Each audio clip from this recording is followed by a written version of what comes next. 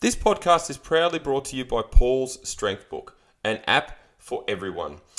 For less than $2 a day, you can have full access to weight training programs, nutrition, recipes, macro calculators, video library, and you can also track all of your metrics including weight, measurements, strength, and performance. Search for Paul's Strength Book in all good app stores now.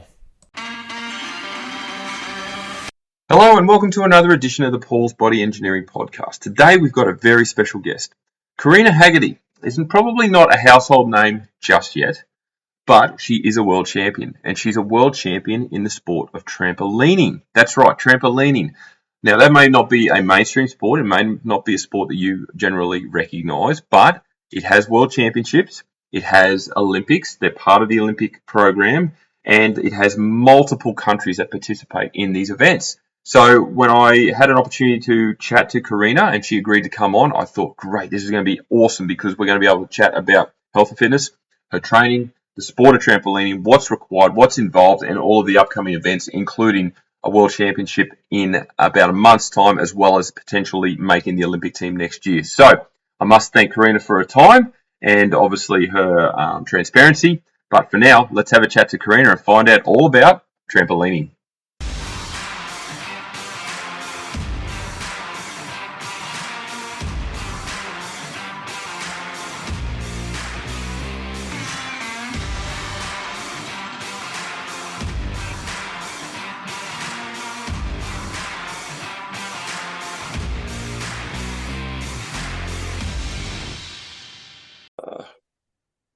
All right. Good afternoon, Carina. How are you today? I'm good. How are you? Excellent. Very good. Thank you. We were just chatting off air about how this is such a left field subject for myself on the podcast, but I heard you on SEN Radio, or not you personally, but Rachel from Wattle Nest on SEN Radio, and obviously she spoke about your sport and yourself in relation to that, and I thought, you know what, there's a good opportunity here to get some get an interview or just a chat about trampolining, which is obviously your chosen sport. So do you want to talk about the sport in general first, a little bit about it? Because obviously anyone who isn't familiar with it would just assume it's, you know, the one in the backyard where kids jump up and down on, but there's obviously a lot more to it than that. Yeah. And then, and the fact that it's your chosen sport and it's going to be in the Olympics very shortly. Yeah. So, honestly, you're not wrong in people assuming that it is the backyard trampoline, because that is where majority of us start. Having fun on that backyard trampoline. And I know that's where my coach started as well. Right. Back all the way back in the 1980s, I think he was competing. So yeah, you're not wrong in that one. So trampoline as a sport has 4 different disciplines under that umbrella, and comes under the umbrella of gymnastics. I mean, we traditionally, you'd think about trampoline as, you know, your average trampoline, square, rectangle. We jump on one of those. They're just very expensive, very good equipment. And we jump as high as we can, doing as many flips as we can in 10 skills. We call them skills. Trying to fit as many twists and flips in those 10 skills as possible, doing them to the best of our ability. So it's essentially jump as high as you can, flip as much as you can, as nice as you can, and there's a sport. Wow. Okay. It seems simple. I'm going to put it that way. I'm sure it's not. So is there a time limit to each event, like each skill set or whatever you want to call it? Is there a time you have to get this done by? No. So we have our sport's a little bit different in the sense that we want our routine to take as long as possible. Oh, okay. Because we want to be jumping as high as possible. Right. So we have a time limit which we have to start in. We get up to 3 minutes to start our 10 skills, which is a very long time actually. Yeah. But then once we start those 10 skills, they need to be in sequence. So they're all back to back. And we want them to take as long as possible. Right. So the 3 minutes obviously allows you to get as high as you can, generate the force, the height, to obviously. So I'm assuming the higher you are, the more time you got in the air, therefore you've got more time to do your twists and turns. Is that right? Yeah. Okay. All right, cool. That makes sense. So, just back to the equipment. Why is it so expensive compared to a backyard trampoline? Is it just because it provides obviously that higher spring, or is it there other stuff to it? Oh, I mean, personally, I don't really know, to be honest. Yep. But as is most sporting equipment, quality is as good as you can probably get in a trampoline, and then we use specific springs and a specific trampoline bed and a specific frame, and then you've got to get it all shipped over from Germany, and it all just adds up. And how is I'm assuming there's still a risk for injury, right? So how does that get mitigated in terms of protection? Are you surrounded by like gym mats everywhere, or is it sunk into the ground, or what's the deal with that? Yeah, so the trampolines are normally on flat ground, as you'd probably expect a backyard trampoline to be as well. Yep. We do have 2 mats on end frames that are connected to the trampoline. So if we fly off the end, we've got a mat to land on. And then those end frames and the trampoline are surrounded by ground mats as well. So we're definitely safe enough to be landing on the floor, even though that's not where we want to be landing. Of course. And we will normally have at least one coach standing to the side of the trampoline holding a throw mat as well. So they'll throw that underneath us if we need to. And that helps to negate the trampoline spring if we're landing a little bit wrong, or we're feeling a little bit uncertain, or it just keeps us safe. Absolutely. Wow. Talk about you've, correct me if I'm wrong, you've won a world title, is that right? Yeah, talk to us about that, because, again, this is a sport that's not mainstream, so not many people know what you can and can't do in terms of competition and events, and can you travel, and, all these sorts of things. And we'll obviously get to the funding and stuff soon. But, talk to me about the world title, when that was, how you won it, and anything else that's sort of relevant to that. Yeah, so I was very lucky last year to be a part of the women's double mini team. So double mini is another of those disciplines in our sport. Yep. You can probably compare it a little bit to combining a trampoline with your traditional vault that you'd see in artistic gymnastics. Okay. We run up to it, we jump on the trampoline, we flip onto it, we flip off it. We do our best to land. It's 2 skills. It's a lot simpler. Is it synchronized? Is that what? No, it's just the one trampoline. Okay. But it looks a bit like that. Right. So you jump on the slopey bit, then you jump on the flat bit, then you jump off. Okay. It's very fun. I really enjoy it. So I was very lucky to be a part of the Australian team with 3 other beautiful women last year, for the 2022 World Championships in Sofia, actually wearing that shirt. And we went into the competition with the goal of medaling, because we had come 4th many a time, which hurt us a lot. Sure, yeah. And so I know personally anyway, we qualified for the team final, and when we walked out of our hotel room that morning, I was like, I'm going to bring back a bronze medal. Like, we are going to bring back a bronze medal. And only 3 out of 4 your 4 team members compete in this team final, and every score counts. Okay. So like everything's on the line here. And yeah, we went into the final with the goal of just enjoying ourselves, having fun, and doing what we do best. And we managed to walk away with gold, which was very, very cool. So it was a bit nice walking out of the hotel room going, oh yeah, I'm going to bring back a bronze. And I'm like, oh yeah, we won. That's awesome. Well done. Congratulations. That's amazing. Thank you. So how many countries compete in this sport? Like, how many countries were there at this World Titles? So it depends on the discipline, to be honest. Right. With our Domini team final, their top 5 teams go into that final. I think last year in women's Domini, there were 6 teams. But compared to men's individual trampoline, there were 88 competitors. Wow. And for the women, there were, I think, 70 or high 60s. Yeah, so there are a fair few people that compete, which is very cool. I guess that means that's why we're in the Olympics. But that's why you'll only see individual trampoline in the Olympics as well, is because there's not enough competitors at the moment in double mini or tumbling, which is our other main discipline. Okay, that makes sense. What is it like at these competitions? Is it quite ruthless in terms of the competition? Like, are you guys sort of standoffish to each other in regards to, your competitors, or are you quite friendly and there's a bit of banter and things like that? Yeah, I mean, I think a lot of people are surprised when they come to a trampoline competition. Yep.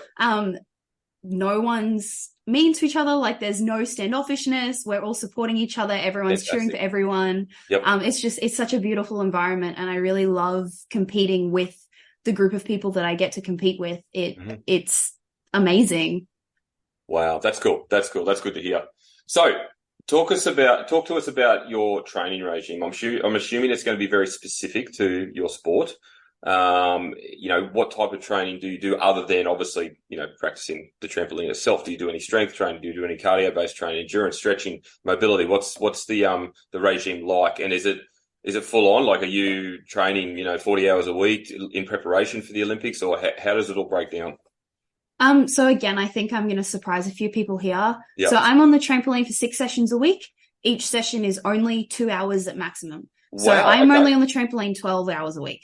Yeah. And that is to try and mitigate any overuse injuries, of which we see a lot because we're a high impact sport. Yep. And especially being female, the calcium deficiency that we naturally have, bones are they're not happy about the high intensity stuff.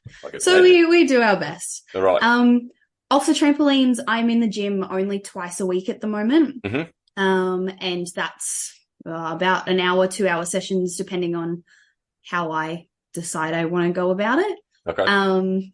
My training is majority resistance training. So I do a lot of lifting, a lot of strength, a lot of combined movements over single muscle movements.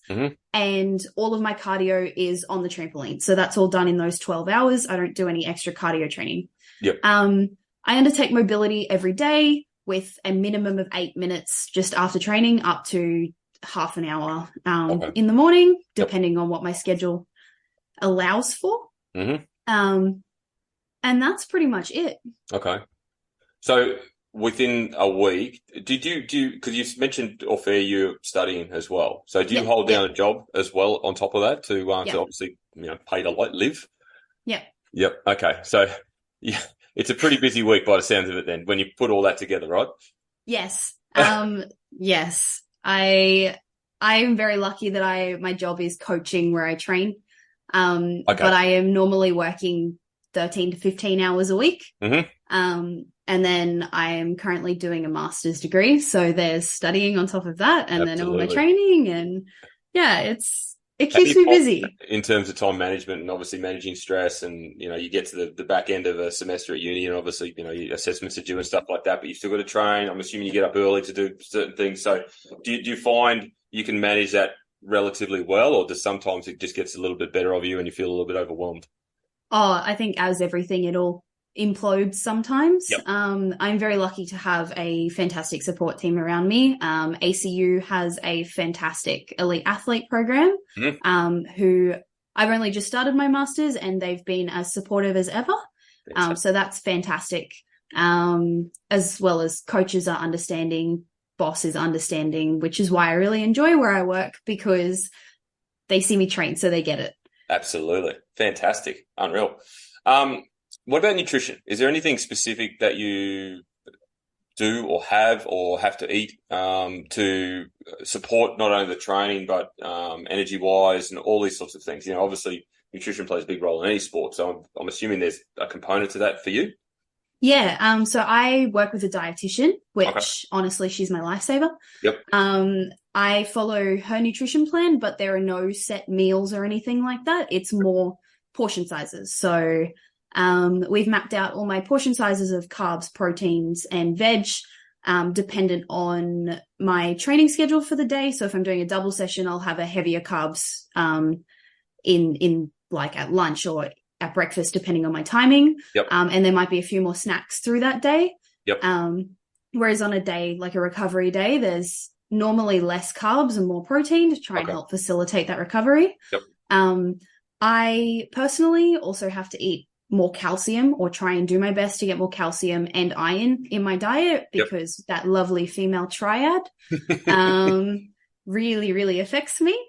But yeah, It's honestly super simple, which is lovely. Like there's nothing specific we have to really focus on, which is great. It's more just making sure that our body has the fuel that it needs. Of course. Yeah, absolutely.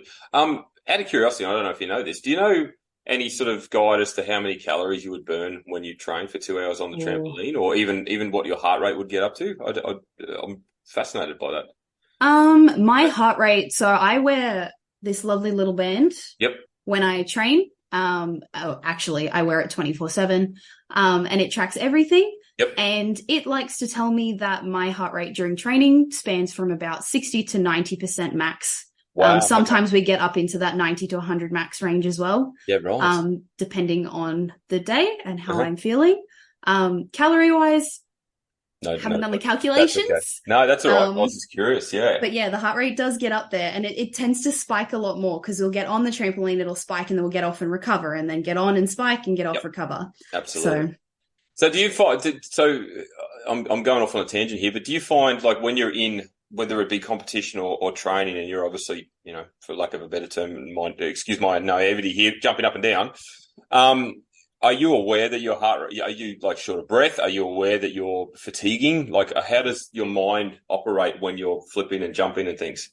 Honestly, it doesn't click in that way until after we get off. I'm like, oh my God, I can't breathe. But we do have to be reminded quite a bit that we need to breathe through our skills, because in a routine, ideally we want this routine to be taking 30 to 40 seconds. Right. And you can't go that long without breathing, we found out. Yeah. So yes, we do get quite out of puffed, but it's not something that quite makes it into the mindset in the middle of the air. Because you're thinking about everything else, like, oh, I've got to set my arms properly, and I've got to kick out at this time, and I've got to, hold down to the bed and stay tight to make sure that the next one goes up. Yeah, wow. And then you get off and you go, oh my God, tired.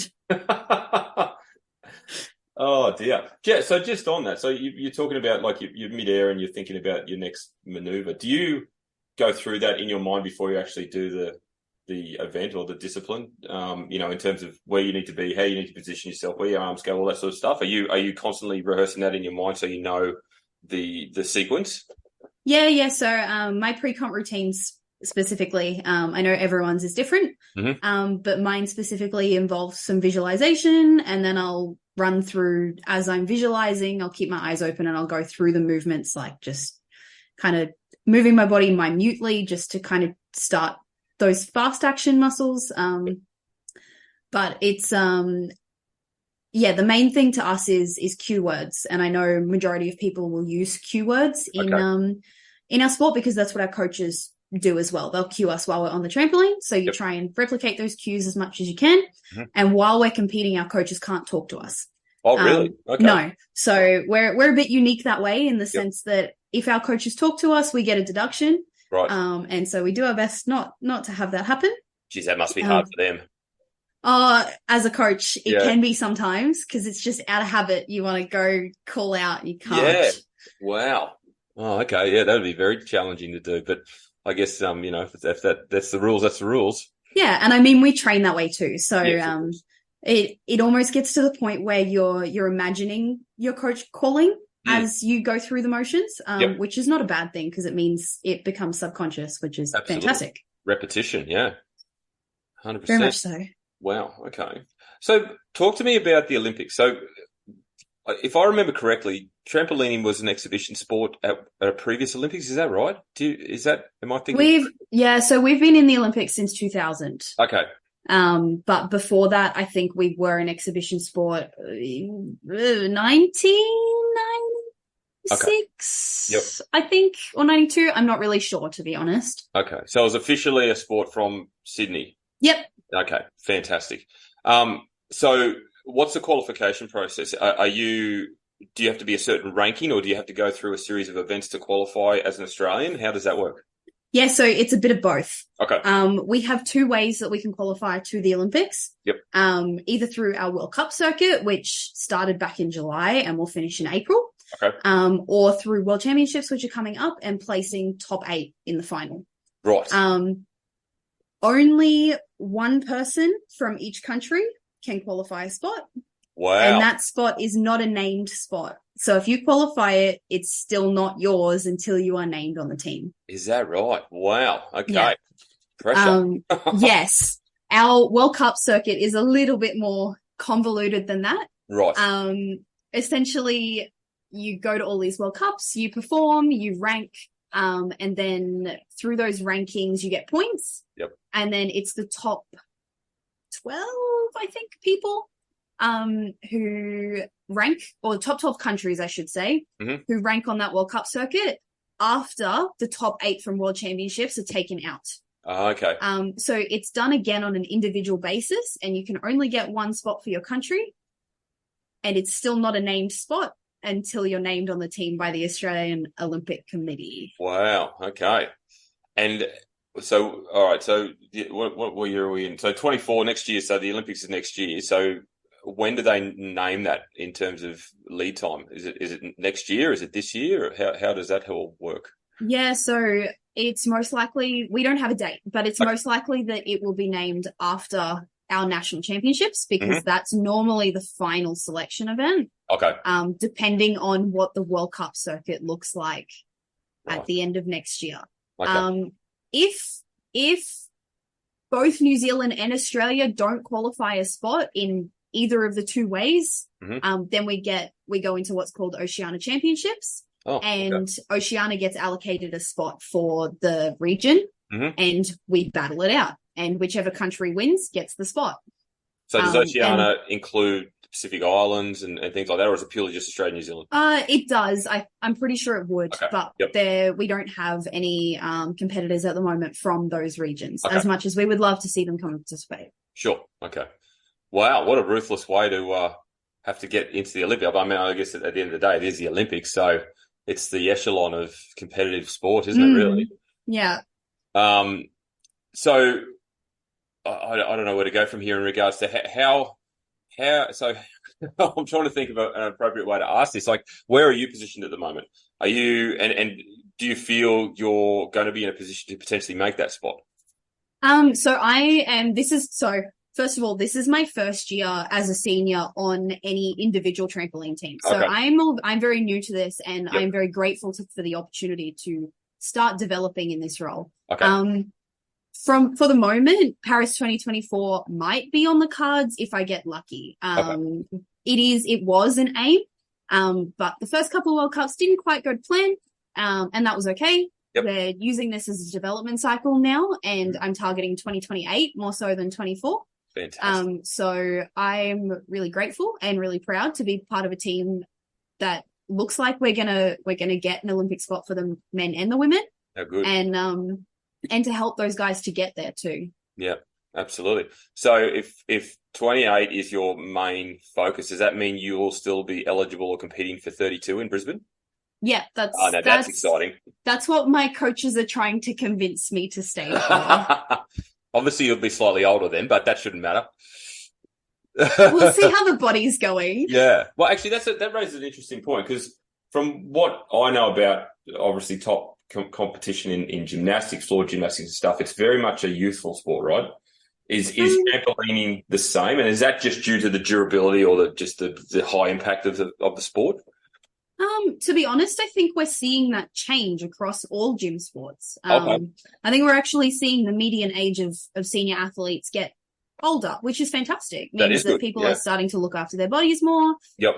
We're starting to find some longevity in our sport, which is awesome. I know that our only back-to-back Olympic champion for trampoline, Rosie McLennan from Canada, I believe she was 32 at her last Olympics in 2021. Okay. And a lot of other people I know haven't retired until their late 20s, early 30s either. And that was mostly because they were like, I want to go start a family, and not because their bodies couldn't take it, which is good. Absolutely. Yeah. No, it's really good for the sport, because obviously, the assumption, or, I've made it as well, is that given its high impact, and I'm assuming gymnastics is very similar, the body without the sports science that we have now is broken down over time, or you've got injuries that you have to try and overcome and things like that. So, that's really good that you can be 32 and obviously top of your game still. Yeah. It is really good. And I think I think it used to be that, you go to one Olympics and you're done. Yep. Whereas now people are going, but I could stay and do 2. But then it's a short cycle and it's only 3 years, so maybe I'll do 3. Yep. And it's just lengthening the life of our athletes more, which is fantastic. Absolutely. Oh, that's exciting. We'll be watching with great interest over the next 18 months, or actually it's less than that now, isn't it? 12 months. It is. Yeah. We have a countdown on our training board of days to Paris, and we're about to break the 300. And one of my training partners is panicking a little bit over that. So they take obviously an individual. Is there like a backup spot in case there's injury or anything like that? Or if that happens, you just get called in later? Yeah, so they'll name the primary gymnast and they'll name a reserve. Okay. And the reserve will get called up if the primary gymnast gets injured or can't compete. Okay. Up until a certain point. I believe once the athlete's in the village, for trampoline anyway, because Australia doesn't take their reserves over. Mm-hmm. Once the athlete is in the village, the reserve won't get called. I believe. Yep. Don't quote me on that though. No, I understand. All right, so let's talk about funding, the cost of doing this sport, because as I said, it's not mainstream, so I'm assuming there's not a lot of sponsorship dollars, there's not a lot of funding from the government or anything like that, and obviously talk about the assistance from Waddleness too, because they obviously have played a big part in getting you to this point. Yeah, of course. So we are really lucky, as I said before, that we fall under the umbrella of gymnastics, mm-hmm. which means that any support that the government gives to Gymnastics Australia can get divvied up towards trampoline as well. However, that is only individual trampoline. So the disciplines that are non-Olympic miss mm-hmm. out completely from the get-go. Right. So up until this point, we've been doing it fully self-funded. Wow. I started competing internationally in 2013 or mm-hmm. 2012, sorry. So it's been 11 years and mum and dad funded every single dollar. Wow. So we're talking international flights, accommodation, equipment. Entry fees, food. Yeah. Wow. Yeah. Okay. Good. Uniforms. We don't get given our uniforms. We buy them. Oh, is that right? Holy yeah. wow. So yeah, I honestly so grateful to mum and dad for that. Couldn't have done it without them. 100%. Wow. Yeah. So when Rachel came along with the Waddle Nest, it was a dream come true. Like what she was trying to do for athletes like me was something that we'd never seen before. And I cannot express how grateful I am for Rachel and to have her come across my path, because she is making this so much easier and just allowing me to be able to train and fulfill my full potential by not having to worry about, am I going to be able to pay the rent? No, I can't meet my nutrition needs this week because I can't afford it. Yep. And so because of that, I'm going to Worlds and I don't have to, I'm not having to find money for that, which is amazing. I've never had to do that. I've never done that before. So that's really, really cool and very exciting. And I'm so grateful and thankful to her and to everyone who has come together with Rachel to support athletes like us. I think it's amazing what she's doing. And I really, really hope that people get on board behind her, because it's so needed, especially with 2032 being here in Brizzy. So explain what she actually does, because obviously she sources funding for you guys for lesser known sports, because I had a look at her website and she's got a massive caliber of athletes there that are doing sports that you wouldn't even think of.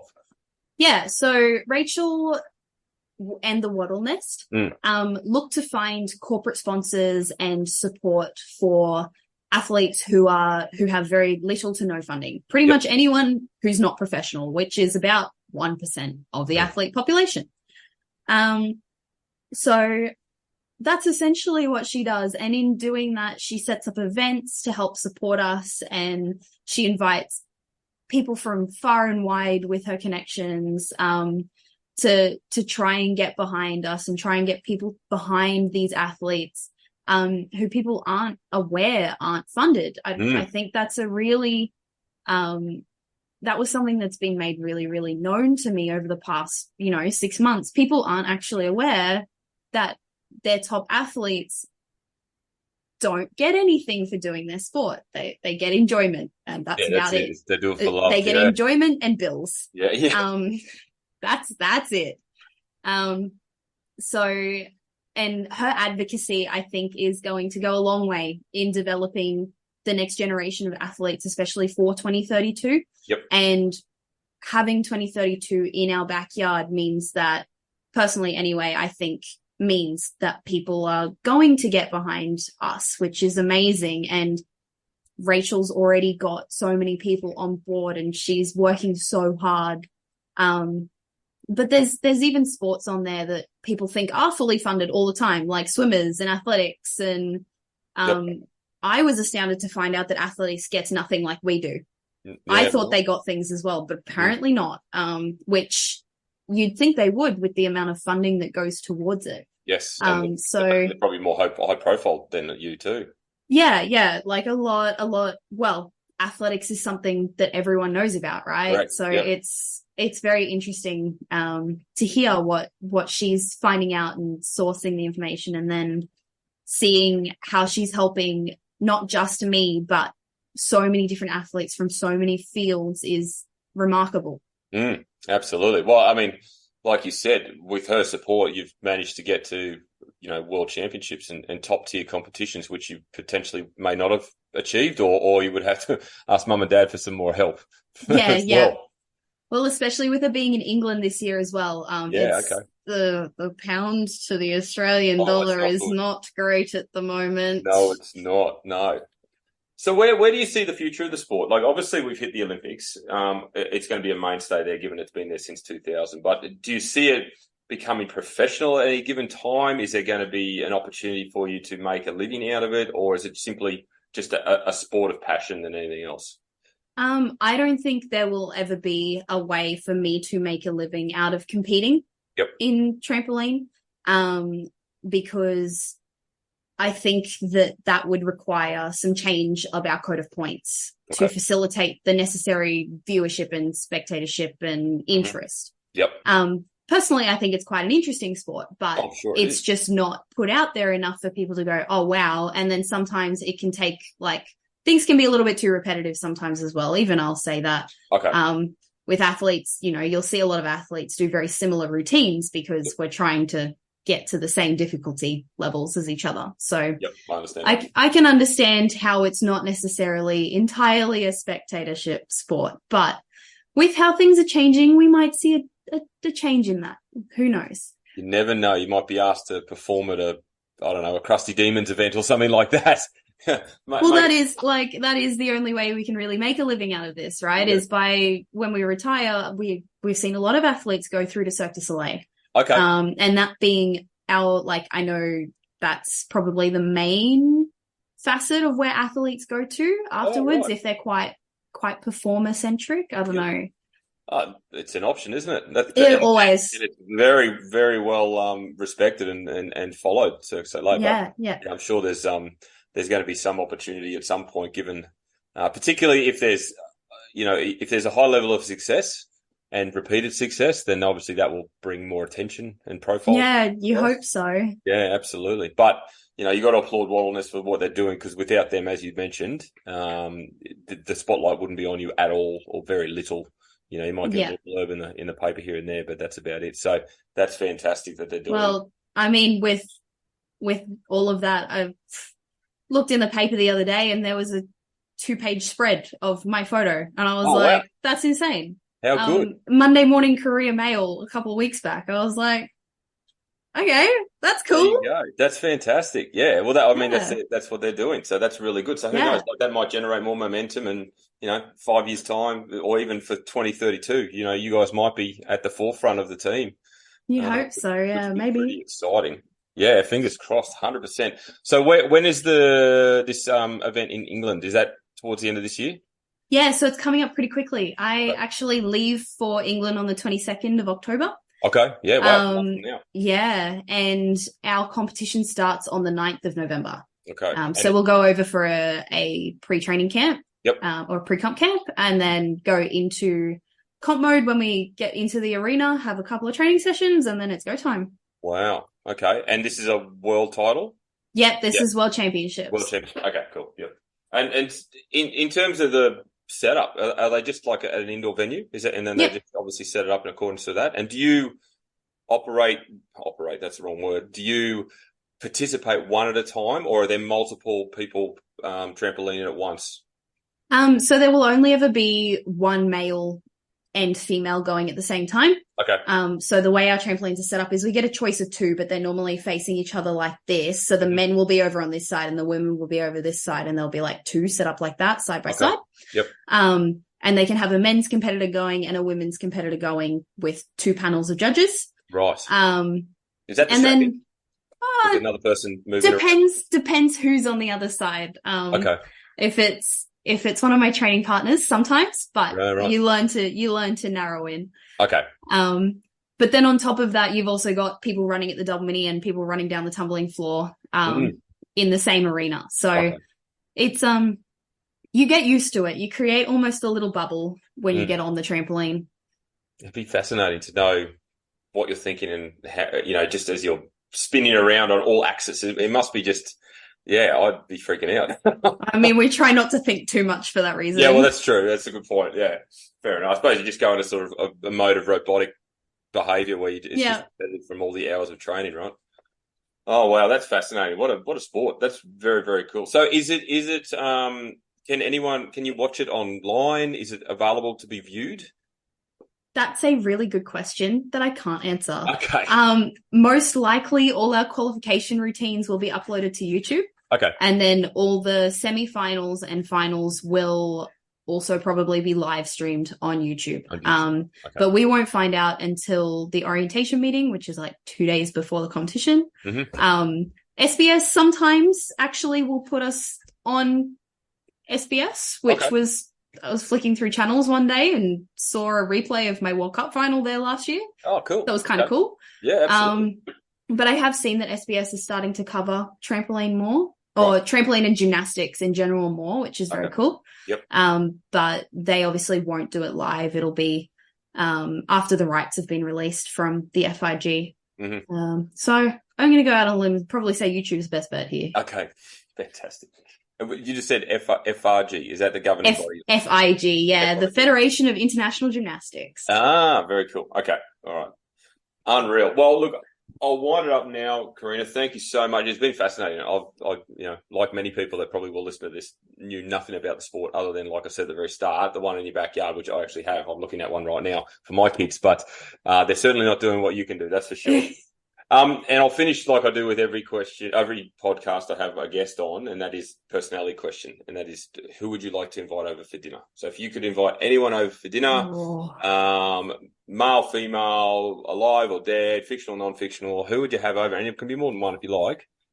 It's a good question because it makes you think. Do you have a fan favorite? Do you have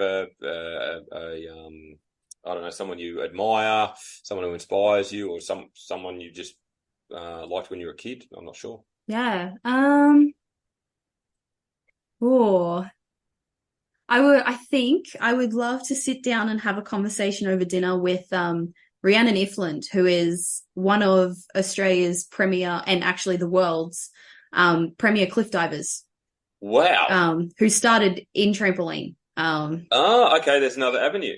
Cliff diving, yes. Yeah, cliff diving makes a reasonable income, because it's sponsored by Red Bull, right? Yes. Yeah, okay. Oh, there you go. I didn't realise there was a parallel there. That's cool. Okay. Yeah. So, have a chat with her. So she's obviously a very successful cliff diver and has been for quite a while. Yeah, just the way that she's able to get up on the platform and just seem to zero in every single time to do the same thing every single time the same way is absolutely fascinating. And I would love an insight into her mental game. Yeah, 100%. But just and obviously, it's stating the obvious, but you can't have a fear of heights when you're doing something like that, or even trampolining for that matter. But to get into the zone and force yourself to jump off what is a couple of 100 meters high. Yeah. Well, they jump off. I think the females jump off of 21 meters. I want to say. Right, I exaggerated. I'd love to try cliff diving, but I think I'd get up to the top and get too scared. Hey, never say never. Never say never. You never know. Maybe one day. Maybe one day. That's right. Oh, well, it's been an absolute pleasure, Carina. Thank you so much for giving up your time. And I know you've got Thank you. in heading into the World Championship. So best of luck for that. Well, I'll obviously follow along on your Instagram. Is that the best place to keep Yeah, most likely. Okay. I'm really bad at updating it though. So Trampoline Sports Australia is our team Instagram, and that's where we'll probably be putting daily updates up there. And that'll be where any live stream updates go to as well. Oh, cool. All right. Well, I'll put them in their tag in the show notes, and that way people can obviously follow along if they're interested to do so. So fantastic. So thank you once again. Best of luck. Thank you. I will be watching with keen interest now that we've had a chat and see how things go, and then obviously lead into Paris, which will be very exciting. Yes. Obviously, whether you make it or not, it's still going to be represented by your sport, which will be pretty cool. Yeah, very much so. Excellent. All right. Well, thank you once again, and best of luck in the remainder of your competitions. Thank you. Well, I have to say I've certainly learned a lot about trampoline in a very short space of time. That was fascinating. Obviously, a very not well-known sport, but one that requires a huge amount of discipline, a huge amount of commitment, and as you heard from Carina herself, she's got to the top of her chosen discipline as a world champion, which is fantastic. So if you'd like to follow along Carina's journey, you can find her on Instagram on Carina_H, I believe is her handle. If you go to Gymnastics Queensland, the International Federation of Gymnastics as well, all of these particular pages will also keep you updated on that. As she mentioned, it is part of the gymnastics world in terms of a sport. So I'd like to thank Carina once again for her time and insight. And if you're curious about her future endeavours, then please follow along, and I'll be certainly keeping tabs on how she goes. That's for sure. So if you're interested in sharing this particular story, please share it on your stories on Instagram and Facebook. Tag myself, tag Carina, tag Gymnastics Queensland, tag the FIG as well. And if you're interested in my coaching services or my training now, please jump on paulsbodyengineering.com. Otherwise, as I say to every client every single day, have a great day.